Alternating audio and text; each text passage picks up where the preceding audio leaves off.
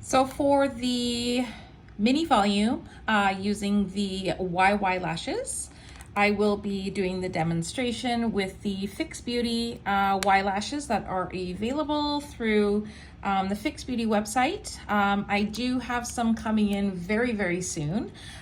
So I will post the launch in the group when those are available. So fairly simple, but a little tricky. Okay, so here, I'm gonna hold them up just so you can kind of see what they look like here. So they are, see how they're kind of woven together. So that's kind of what makes it a little bit tricky.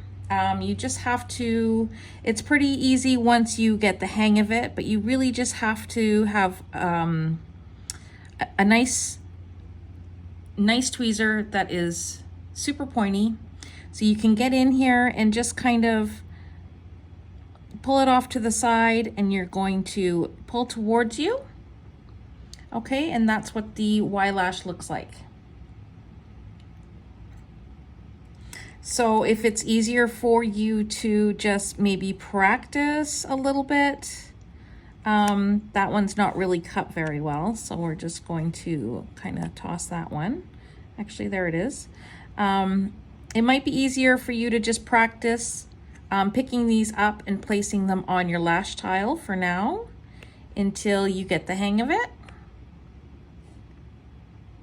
Sometimes you get strips that aren't really woven together properly, and it just becomes a little bit frustrating and a challenge, but I assure you the result is worth every minute.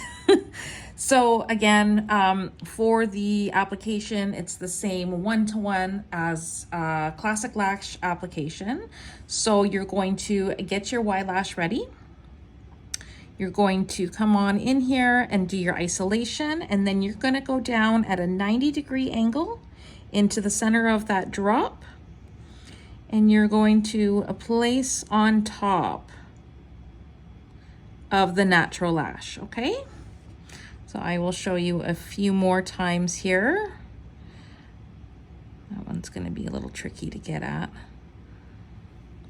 The mannequin is the best practice that you're going to get because it is quite challenging sometimes.